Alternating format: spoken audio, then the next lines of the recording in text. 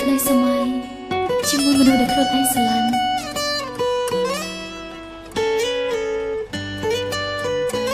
ការគិតជាយូរមកហើយដែលធ្វើឲ្យពួកយើងមានការសម្រេចចិត្ត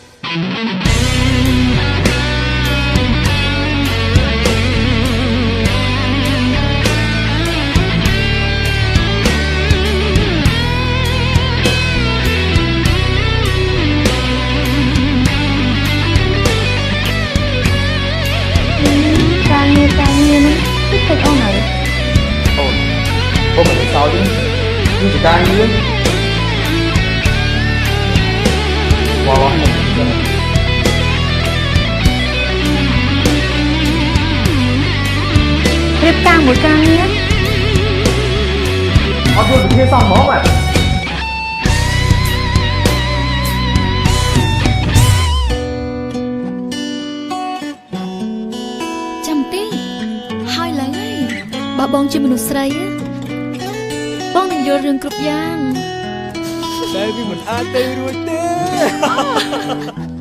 បងយល់ជាអារម្មណ៍នោះបងអាចធ្វើបានត្រឹមតែមួយចានពេលនេះបងចាប់ផ្ដើមរករឿងឆ្លោះប្រកែកឥតអាសូរពេលចង់បានអ្វីមិនបានដូចចិត្តចង់ទៅក៏ទៅបើបងចង់ទៅក៏ទៅបើសិននៅក្បែរអូនបងគ្មានក្តីសុខទៅរកមនុស្សដែលបងប្រាថ្នារកអ្នកណាដែលមានគ្រប់សពអាចបំពេញចិត្ត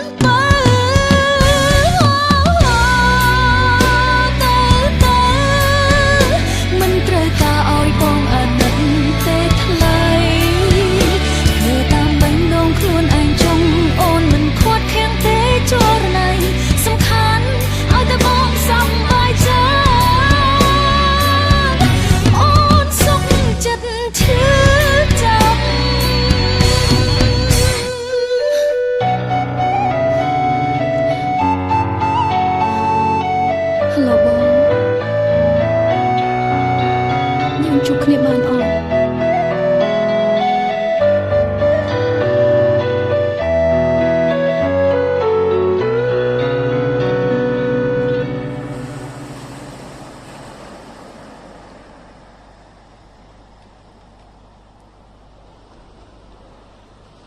យល់ពីអារម្មណ៍អូនអត់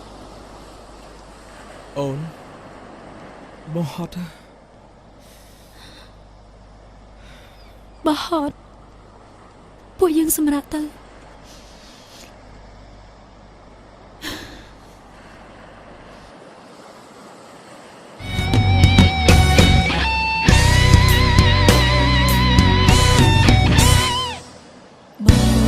អាចធ្វើបានត្រឹមតែមួយឆានពេលនេះបងចាប់ផ្ដើម